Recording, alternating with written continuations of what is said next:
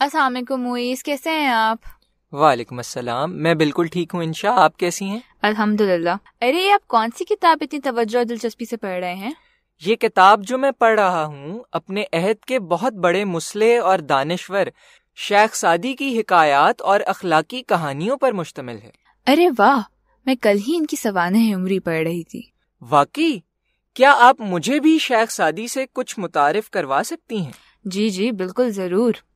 مصلح الدین شیخ سعدی آج سے تقریباً 800 برس قبل یعنی 1210 عیسوی کو شیراز ایران میں پیدا ہوئے اور ان کی وفات 1291 عیسوی میں ہوئی۔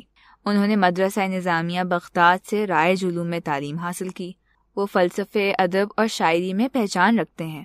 انہوں نے اور بھی بہت سی کتب لکھی، تاہم گلستان اور بوستان کو زیادہ شہرت ملی۔ گلستان شاعری پر مشتمل حکایات کا مجموعہ ہے اور بوستان میں بھی حکایتوں کے پیرائے میں اخلاقی مسائل بیان کیے گئے ہیں۔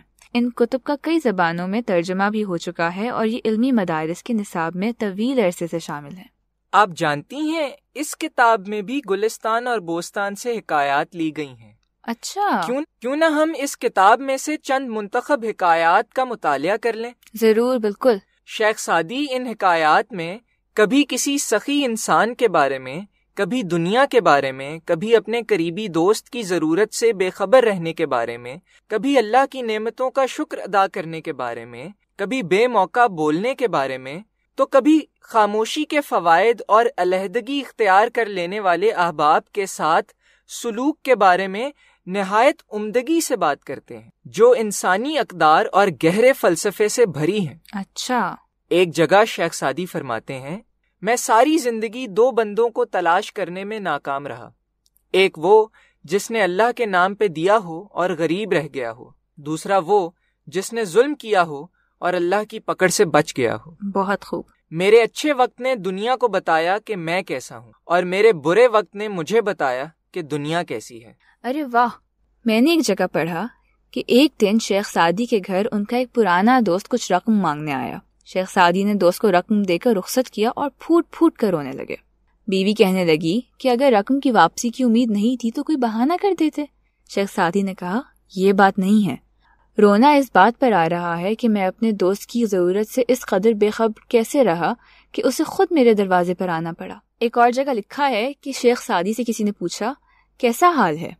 انہوں نے جواب دیا، اللہ کی نعمتیں کھا کھا کر میرے دانت ٹوٹ گئے، لیکن زبان پھر بھی ناشکری سے باز نہیں آتی۔ یہ سچ ہے، شیخ سعدی کی حکایات اقوال زرین کا خزانہ ہیں۔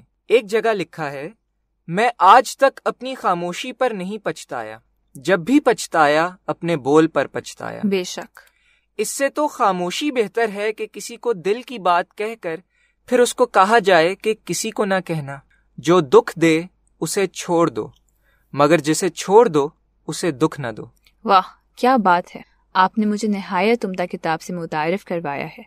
میں یہ کتاب خریدنا چاہوں گی تاکہ حکایات، اقوال اور اچھی شاعری پہ مشتمل اس کتاب سے مستفید ہو سکوں اور اپنے دوستوں کو بھی اس کے بارے میں بتا سکوں۔ ضرور۔ بہت شکریہ معیز۔ آپ کا بھی بہت شکریہ۔ اللہ حافظ۔ اللہ حافظ۔